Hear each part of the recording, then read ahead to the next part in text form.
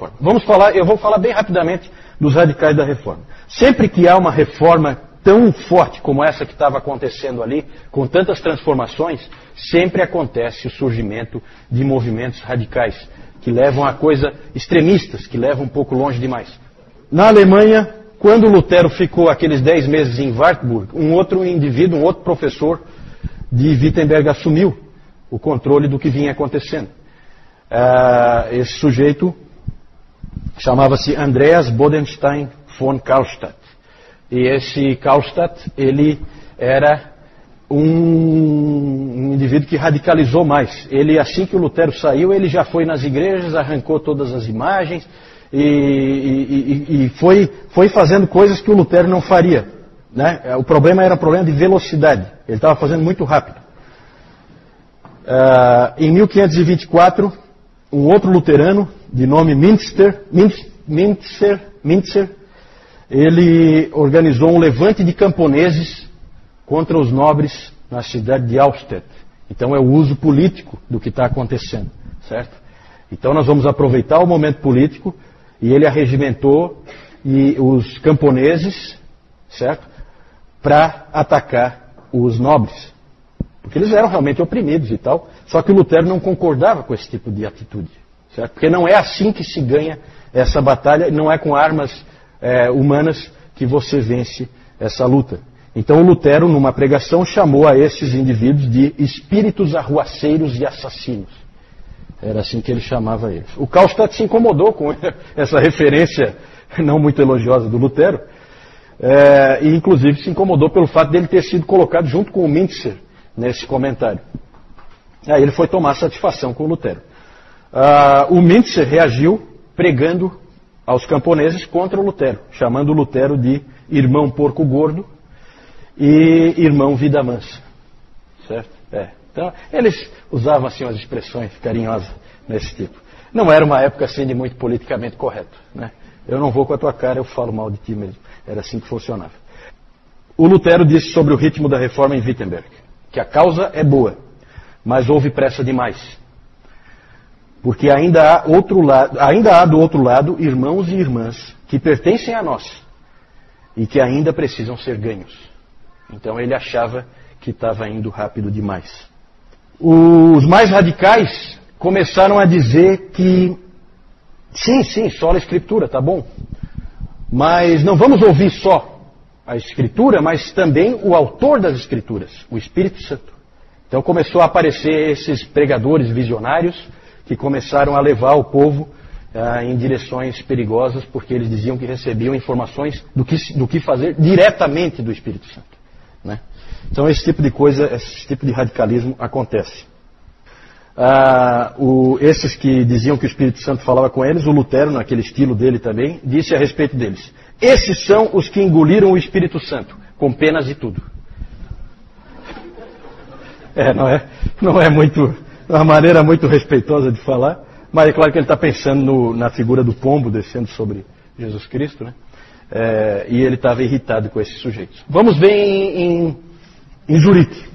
Em Zurique, em 21 de janeiro de 1525, um sujeito chamado Konrad Grebel, ele batizou um outro homem, de nome George Blaurock.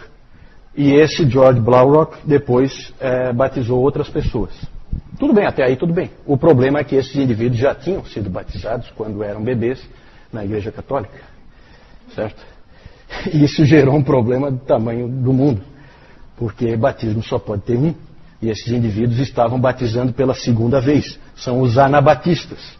Ana de pela segunda vez e batista de batismo, né? Então eram batizados pela segunda vez.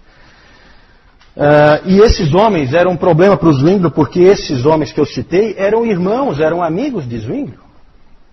E eles estavam fazendo aquilo por causa da pregação do Zwinglio. Que é as Escrituras, o que as Escrituras dizem e nada mais. Só que não era esse o entendimento da igreja de que você podia ser batizado novamente e que o batismo quando você era bebê não valia nada porque você não cria. E então surgiu esse movimento anabatista, contrariando séculos e séculos de um pensamento diferente. Eles foram sempre perseguidos eles foram perseguidos tanto pelos católicos como pelos protestantes. Esses indivíduos sofreram muito, esses anabatistas. 85% deles foram mortos por católicos e 15% por protestantes. De qualquer maneira, os protestantes têm aí 15% que eles vão ter que explicar por que fizeram isso, né? Normalmente os católicos queimavam eles e os protestantes afogavam, né? Bem irônico, né? Já que eles queriam ser batizados de novo. Então tem essas coisas ruins que aconteciam, né? Esses indivíduos, eles defendiam o batismo de crentes, como os batistas fazem hoje. Eles defendiam a liberdade religiosa. É claro que ninguém nunca vai saber se eles defenderiam a liberdade religiosa se eles fossem maioria, né? Porque isso é uma coisa muito bonita de dizer quando você é minoria, né? Mas eles defendiam, em tese, a liberdade religiosa, e eles defendiam a separação da igreja em relação ao Estado. Certo? Havia alguns que eram muito radicais e eles, na verdade, queriam o sola escritura levado a um extremo, ignorando toda a história da igreja, começando do zero ali. Coisa que nenhum dos reformadores queria fazer de maneira alguma. Um anabatista disse o seguinte: tolo Ambrósio, tolo Agostinho, tolo Jerônimo, tolo Gregório, dos quais nenhum só conhecia o Senhor, nem foi enviado por Deus para ensinar. Pelo contrário, eram todos apóstolos do anticristo. Então veja a atitude radical aí, né? Claro que isso aí é um indivíduo, não é o pensamento de todos. Então os anabatistas são conhecidos como anabatistas, na verdade eles se chamavam de irmãos suíços. Era o nome que eles usavam. Anabatista é o nome que os outros davam para eles, né? Vejam que o rebatismo não era só um pecado, gente. O rebatismo era um crime punido pelo poder público. Por isso que eles eram queimados, né? Porque se você não tem o apoio do poder público, você não consegue fazer. Né? Era o poder público que executava. Então, mas é uma mancha realmente o que foi feito. O interessante é que quando eles tomam o poder, eles não são muito melhores. Não tem ser humano bom e ser humano ruim. Todos são ruins. Quando eles assumiram essa cidade de Münster, eles assumiram o controle dessa cidade, os anabatistas.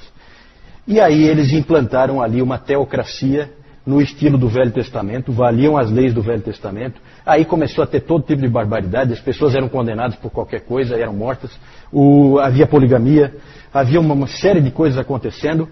Aquilo era tão absurdo o que estava acontecendo nessa cidade que os católicos e os protestantes se uniram. Eles nunca se uniam para nada.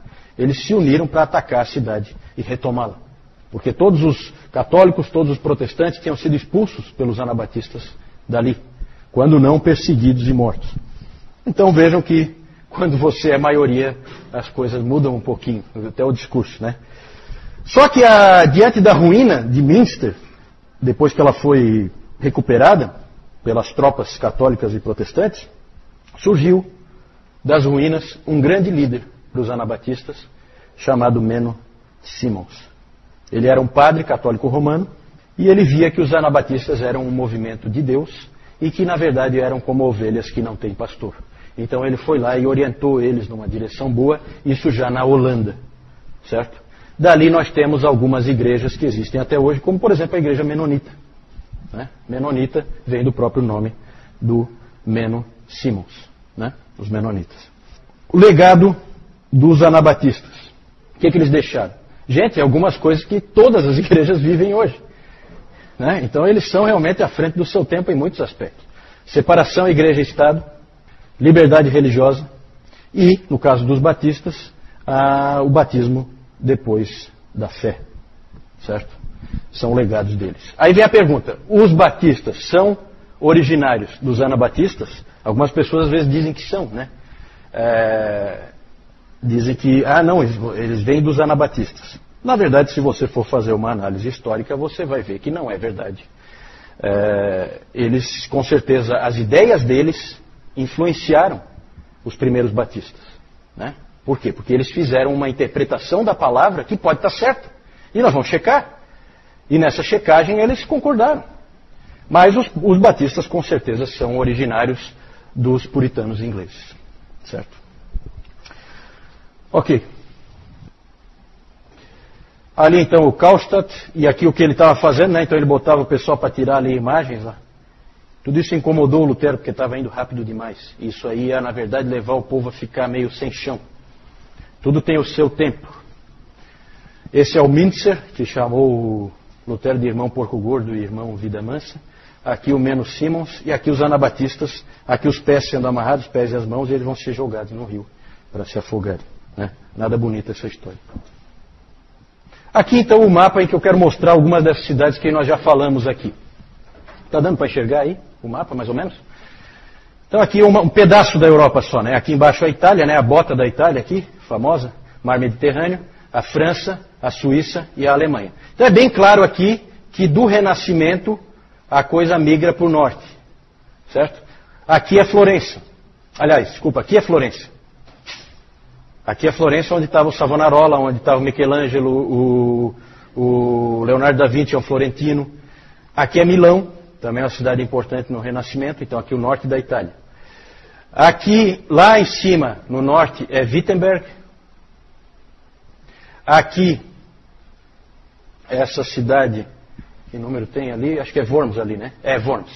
Worms. Então aqui que Lutero teve que se apresentar.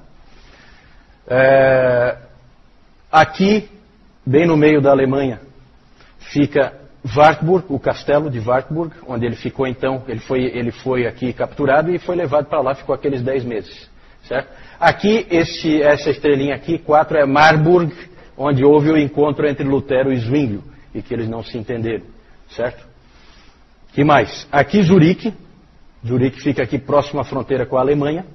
Certo? E aqui embaixo Genebra, próximo à fronteira com a França. Tanto que Zurique é Suíça de fala alemã e Genebra é Suíça de fala francesa. Aqui é Paris, só para vocês terem uma ideia, para ter uma localização de onde fica Paris. Aqui, essa cidade é Estrasburgo, na fronteira com a Alemanha. Já vamos falar dela daqui a pouco, então já estou mostrando antes. Aqui é Roterdã, onde estava o Erasmo. E aqui é Münster, onde os anabatistas tomaram o controle da cidade, e o Menos Simons depois levou então os anabatistas para a Holanda, porque realmente é muito próximo. Certo?